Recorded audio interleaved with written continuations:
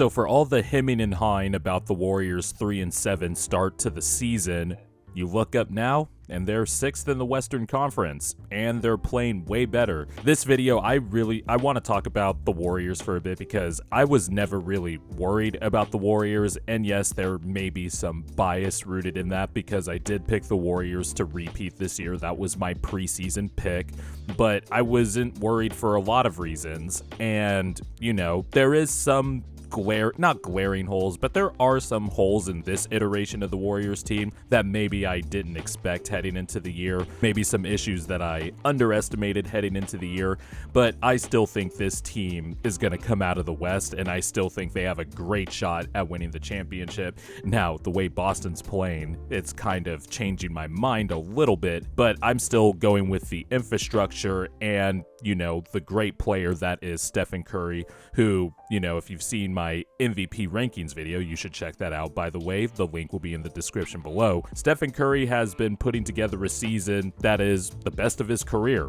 at his age 35 year, now his averages are down since the MVP video that I put out because 2 games have been played since then, but you see the numbers up on the screen. He's been just stupid efficient from the field while averaging over 30 points per game, and he is still, to me, him and Giannis are the 2 players that have the case as the best player in the world. I would go with Giannis because of the two-way play, but I mean, you could also make just as good of an argument for Steph, and I am a Steph Curry fan. He's my second favorite player ever, but Stephen Curry has been putting together a great year, and the Warriors have now been 10-4 since the 3-7 start. They're playing better defense. They're not fouling as much as they used to. Draymond Green, the whole year, has been putting together another two-way season masterclass. Klay Thompson is starting to play better in the last month. He's at least starting to creep towards being a average defender as opposed to early in the season where he just didn't look like the same player. And I wasn't really worried about Klay Thompson either, to be honest.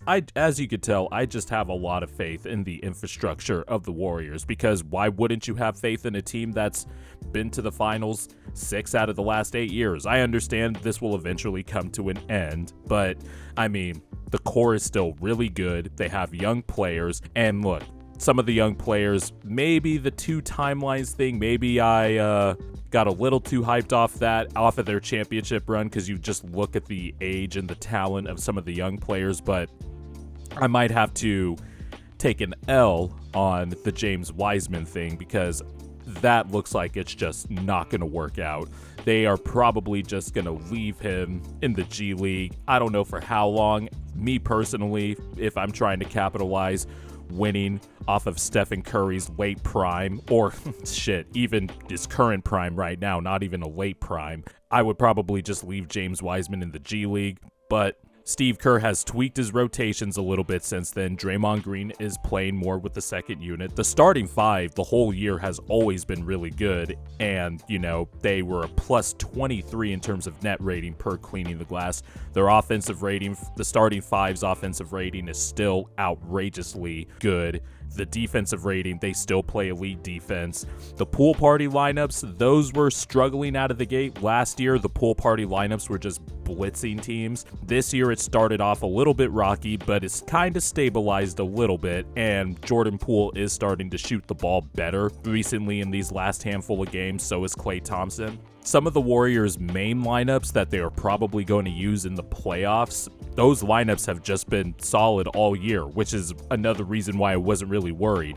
Steve Kerr was trying to mix in, you know, the young guys. First, early in the year was Moses Moody and Kuminga, and James Wiseman. And look, James Wiseman was a big reason why the Warriors were struggling. The Warriors were just bleeding minutes every time they went to lineups that had James Wiseman. Basically, when they went to the bench, it just fell apart. And that's where maybe I underestimated the losses of Gary Payton II, Otto Porter, Nemanja Bjelica, those guys. And, you know, if you guys follow and read Marcus Thompson of The Athletic, he is one of the best beat writers.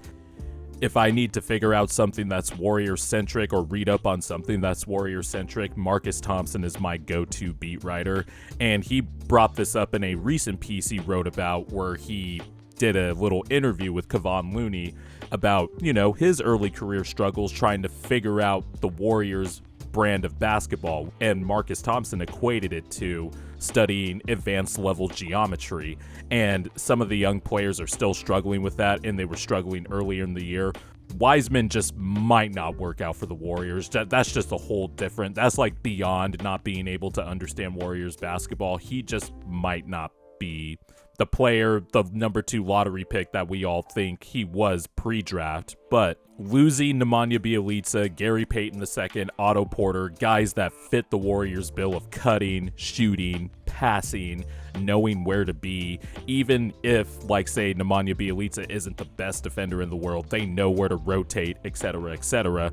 Maybe I underestimated those losses a little bit, but they are starting to figure some stuff out. I still like Dante DiVincenzo in the rotation. Maybe there's a big trade not a big trade, but maybe there's a trade for a key rotation piece down the road while some of these teams that are stuck in the middle, Bulls, are struggling and they might have to offload some contracts. Maybe the Warriors can poach a player from there and consolidate a little bit, but they found guys like Anthony Lamb. Jonathan Kuminga is back in the rotation. I thought, honestly, I'm kind of shocked that Moses Moody hasn't been getting any run at all. He got some run yesterday against the Rockets, but he hasn't really been getting any run. He's been out of the rotation recently, and Kuminga's been playing over him, and I thought he would be the most Warrior ready of the young guys, but that hasn't worked out. I still think Moses Moody will be a good player for the Warriors down the road, but it's just not working out right now.